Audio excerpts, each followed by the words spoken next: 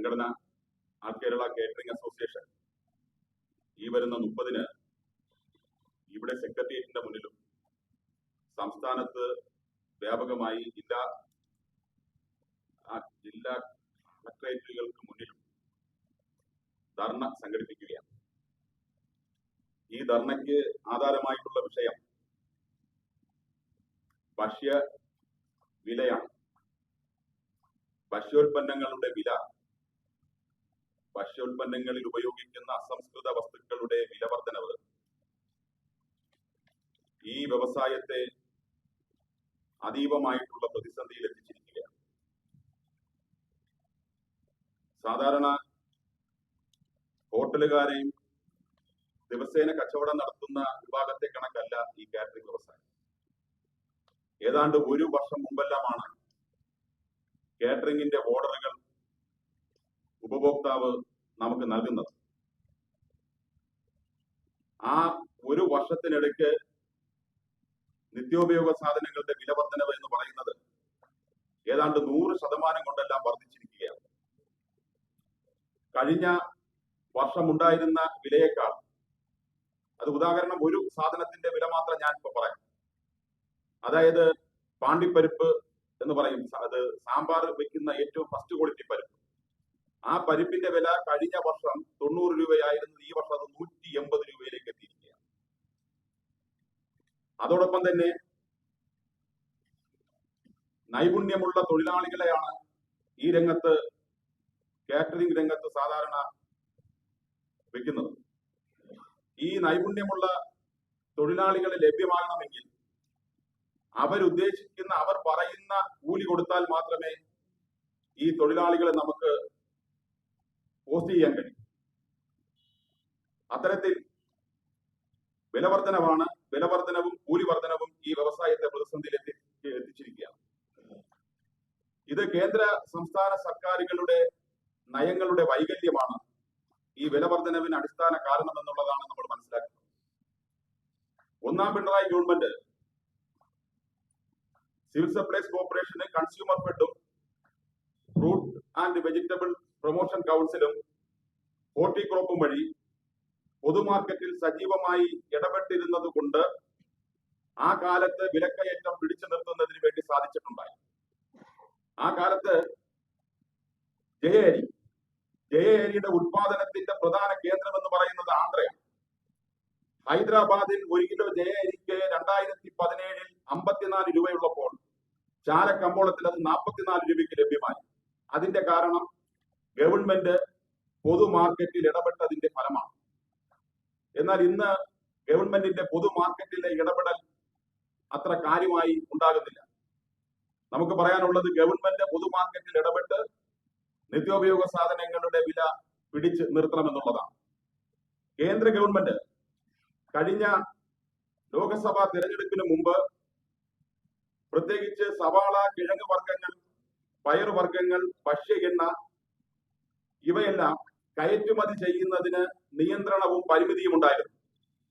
എന്നാൽ ഈ ലോക്സഭാ തിരഞ്ഞെടുപ്പിന് ശേഷം ഈ ഉൽപ്പന്നങ്ങൾക്കെല്ലാമുള്ള കയറ്റുമതിയുടെ അനുമതി വർദ്ധിച്ച രീതിയിൽ കുത്തക കമ്പനികൾക്ക് നൽകിയിരിക്കുകയാണ്. ഇതിന്റെ ഫലവും വിലക്കയറ്റത്തിന് പ്രധാനമായിട്ടുള്ള ഒരു കാരണമായി മാറിയിട്ടുണ്ട്. അതുപോലെ തന്നെ ചെറുകിട വ്യാപാര രംഗത്ത് കുത്തക കമ്പനികളുടെ കടന്നുകയറ്റവും കാർഷിക രംഗത്തെ ഉണ്ടായിട്ടുള്ള അവധി വ്യാപാരവും ഇതെല്ലാം തന്നെ ഈ വിലക്കയറ്റത്തിന് ഏറ്റവും പ്രധാനപ്പെട്ട കാര്യങ്ങളിൽ ഒന്നായി മാറിക്കൊണ്ടിരിക്കുകയാണ്.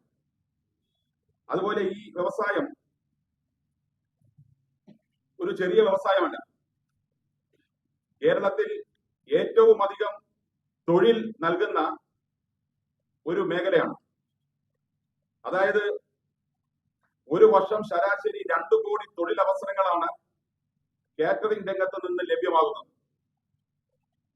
ഒരു തൊഴിൽ ദിനം എന്ന് പറയുന്നത് ഇന്റർനാഷണൽ ലേബർ ഓർഗനൈസേഷന്റെ മാനദണ്ഡം അനുസരിച്ച് ഒരു തൊഴിലാളി 8 മണിക്കൂർ ജോലി ചെയ്യുന്നതാണ് ഒരു തൊഴിൽ ദിനമായി അവർ പറയുന്നത്. അങ്ങനെ നോക്കണമെങ്കിൽ നിങ്ങളുടെ വീട്ടിലെ ഒരു 3 ലക്ഷം രൂപ മുടക്കി ഒരു കല്യാണം നടത്തുകയാണെങ്കിൽ ഈ കല്യാണത്തിന് വെയിറ്റർമാർ, ഏതാണ്ട് 20ഓളം വരുന്ന പാചകക്കാർ ഇത്തരത്തിൽ നേരിട്ടും പ്രത്യക്ഷമായും പരോക്ഷമായും ഏതാണ്ട് 100ഓളം പേർക്ക് തൊഴിൽ നൽകുന്ന മേഖലയാണ്. അതായത് 3 ലക്ഷം രൂപയ്ക്ക് 100ഓളം തൊഴിൽ ദിനങ്ങൾ സംഭാവന ചെയ്യുന്ന ഒരു സംരംഭം കേരളത്തിലോ ഇന്ത്യയിലോ മറ്റൊരു സ്ഥലത്തുമില്ല. അതുകൊണ്ട് ഇത്രയും തൊഴിൽ സംഭാവന ചെയ്യുന്ന ഈ വ്യവസായത്തെ സംരക്ഷിക്കുന്നതിനുള്ള ഉത്തരവാദിത്വം കേരളത്തിലെ ഗവൺമെന്റിനും പൊതുസമൂഹത്തിനുമുണ്ട്.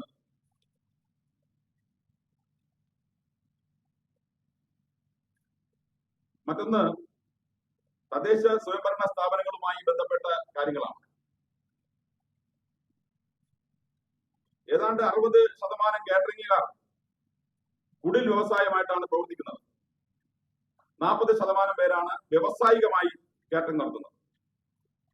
ഈ 60%ഓളം വരുന്ന കാറ്ററിംഗുകാർക്ക്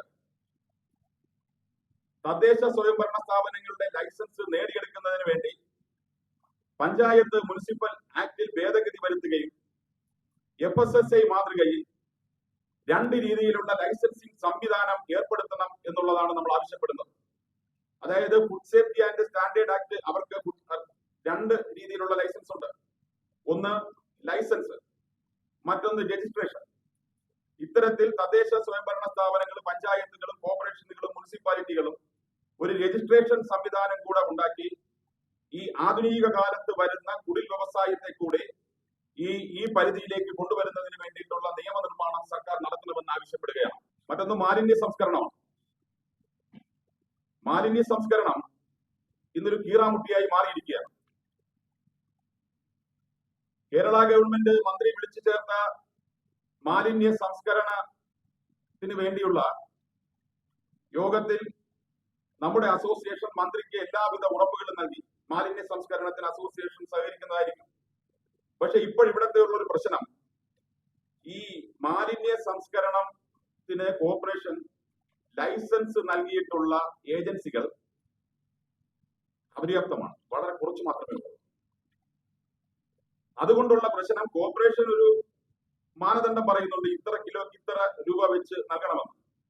പക്ഷെ ഈ ഏജൻസികളെല്ലാം കേറ്ററിംഗ് വ്യവസായത്തിന്റെ അടുത്തെത്തുമ്പോൾ കൂടുതൽ തുകയാണ് ആവശ്യപ്പെടുന്നത്. അതുകൊണ്ട് ആവശ്യപ്പെടുന്നത് ഈ മാലിന്യം മാറ്റുന്ന ഏജൻസികളെ കൂടുതൽ ആൾക്കാരെ ഈ രംഗത്തേക്ക് കൊണ്ടുവരാൻ വേണ്ടി തിരുവനന്തപുരത്തെ കോർപ്പറേഷൻ തയ്യാറാകണം എന്നുള്ളതാണ് നമ്മൾ മറ്റൊരു പോയിന്റ് ആയിട്ട് ഉന്നയിക്കുന്നത്. മറ്റൊന്ന് വിവാഹ മണ്ഡപങ്ങളെ സംബന്ധിച്ചിട്ടുള്ളതാണ്. വിവാഹ മണ്ഡപങ്ങൾ ലക്ഷക്കണക്കിന് രൂപയാണ് ഫീസായി വാങ്ങിക്കുന്നത്, അവരുടെ റെന്റായി വാങ്ങിക്കുന്നത്. ഈ റെന്റ് വാങ്ങിച്ചതിന് ശേഷം മാലിന്യം മാറ്റുന്നതിന് മറ്റൊരു തുക കാറ്ററിംഗ് അസോസിയേഷൻ നൽകണം. അത് കാറ്ററിംഗ് സംരംഭകർ നൽകേണ്ട അവസ്ഥയാണ്. മറ്റൊന്ന് റോയൽറ്റി എന്ന് പറഞ്ഞൊരു പുതിയ ഒരു ഫീസ് ചുമത്തലുകൾ വന്നിട്ടുണ്ട്.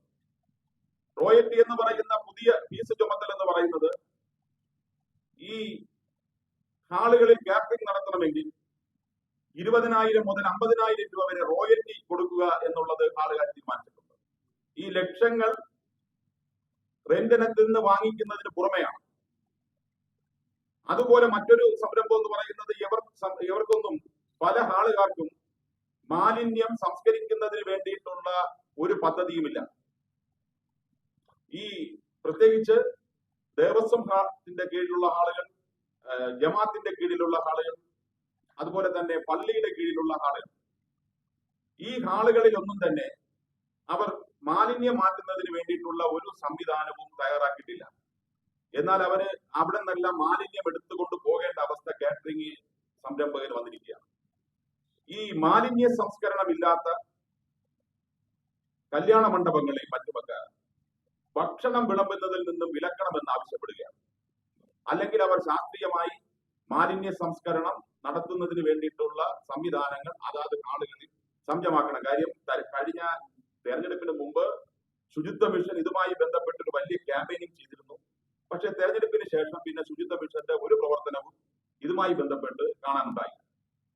മറ്റൊന്ന് പൊല്യൂഷൻ കൺട്രോൾ ബോർഡിന്റെ NOC, തദ്ദേശ സ്വയംഭരണ സ്ഥാപനങ്ങളുടെ ലൈസൻസിന് പൊല്യൂഷൻ കൺട്രോൾ ബോർഡിന്റെ NOC ആവശ്യപ്പെട്ടിരിക്കുക.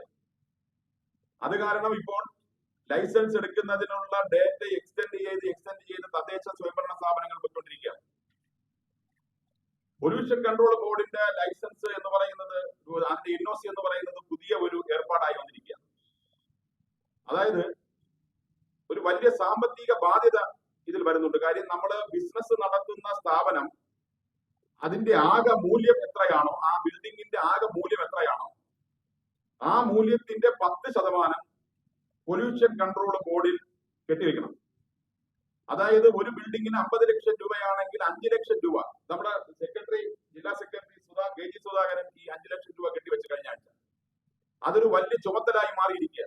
കാര്യം കാറ്ററിംഗ് നടത്തുന്ന കിച്ചൺ എന്നൊക്കെ പറഞ്ഞാൽ ഈ വലുപ്പവും വിസ്താരവും ഒക്കെ ഉള്ളതായിരിക്കും. അതൊരു വലിയ സാമ്പത്തിക ബാധ്യതയിലേക്ക് വന്നുകൊണ്ടിരിക്കുക. അതുകൊണ്ട് ഈ പൊല്യൂഷൻ കൺട്രോൾ ബോർഡിന്റെ ലൈസൻസും പൊല്യൂഷൻ കൺട്രോൾ ബോർഡിന്റെ എൻഒസി വേണം എന്നുള്ളത് കുറച്ചു നാളത്തേക്ക് കൂടി, അതായത് ഒരു 2-3 വർഷത്തേക്ക് കൂടെ നീട്ടിവെക്കുകയും അതനുസരിച്ച് സ്ഥാപനങ്ങൾക്ക് അതനുസരിച്ചുള്ള സാഹചര്യം രൂപപ്പെടുത്തുന്നതിന് വേണ്ടിയിട്ടുള്ള സാഹചര്യം ഉണ്ടാക്കി തരണമെന്ന് സർക്കാരിനോട് ആവശ്യപ്പെടുക. ഇതാണ് പ്രധാനമായും ഈ സമരത്തിന് ആധാരമായി നമ്മൾ ഉന്നയിക്കുന്നത്. എന്നോടൊപ്പം ഈ പ്രസ് മീറ്റിൽ പങ്കെടുക്കുന്നത് നമ്മുടെ സംസ്ഥാന സെക്രട്ടറി KK കബീർ, പിന്നെ സംസ്ഥാനത്തെ മുൻ ജനറൽ സെക്രട്ടറിയും ഇപ്പോൾ സംസ്ഥാന ഭരണസമിതി അംഗവുമായിട്ടുള്ള സുനിൽകുമാർ, ജില്ലാ സെക്രട്ടറി KG സുധാകരൻ, ജില്ലയുടെ വർക്കിംഗ് പ്രസിഡന്റ് സെയ്ദ് നസറുദ്ദീൻ, ഇവരാണ് എന്റെ കൂടെ ഈ സമ്മേളനത്തിൽ പങ്കെടുക്കുന്നത്. പ്രകടനം യൂണിവേഴ്സിറ്റിയുടെ മുമ്പിലുള്ള ആശാ സ്റ്റോർ എന്ന് ആരംഭിക്കും. 11 മണിക്ക് സെക്രട്ടേറിയറ്റിന് മുമ്പിൽ ഒരു മണിക്കൂറോളം ഉണ്ടാകും. 13 ജില്ലകളിൽ, അതായത് കളക്ടറേറ്റിന് മുന്നിലാണ്. അത് ഞങ്ങള് 10 മണിക്കാണ് 11 മണിക്കാണ് പെർമിഷൻ തന്നിരിക്കുന്നത്. എങ്കിലും ഒരു പ്രകടനമായിട്ട് വന്നുകൊണ്ട് കളക്ടറേറ്റിന്റെ എല്ലാ കളക്ടറേറ്റിന് മുന്നിലും ഞങ്ങള് ധർണ ഇരിക്കുക എന്നാണ് തീരുമാനിച്ചിരിക്കുന്നത്. ഇതിലൊരു കാര്യങ്ങൾ എനിക്ക് പറയാനുള്ളത്, ഈ ബഹുമാനപ്പെട്ട നമ്മുടെ ജില്ലാ പ്രസിഡന്റ് പറഞ്ഞതിന് ശേഷമുള്ള ഒരു കാര്യം, ഞങ്ങള് കാറ്ററിംഗ് തൊഴിൽ ചെയ്യുന്ന ഈ പ്രസ്ഥാനങ്ങളും ഞങ്ങളുടെ കമ്പനികളും തീർച്ചയായും ഈ സംസ്ഥാനത്ത് നടന്നിട്ടുള്ള ഓരോ ദുരന്തങ്ങളിലും ഞങ്ങൾ പങ്കാളിയായവരാണ്.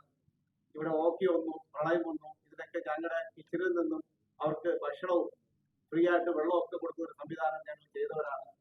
ഈ നമ്മുടെ കൊറോണ സമയത്ത് ഇവിടെ ഒരുമാതിരി ഞങ്ങളുടെ എല്ലാ കിച്ചണുകളും സംസ്ഥാനത്ത് ഓൾ കേരള കാറ്ററേഴ്സ് അസോസിയേഷന്റെ മെമ്പർമാരായിട്ടുള്ള ആ മെമ്പർമാരുടെ എല്ലാ കിച്ചണിൽ നിന്നും ഫുഡ് ഞങ്ങള് നമ്മുടെ ഡിപ്പാർട്ട്മെന്റുകൾക്കും പോലീസ് ഉദ്യോഗസ്ഥർക്കും എല്ലാം ഞങ്ങൾ കൊടുത്തവരാണ്.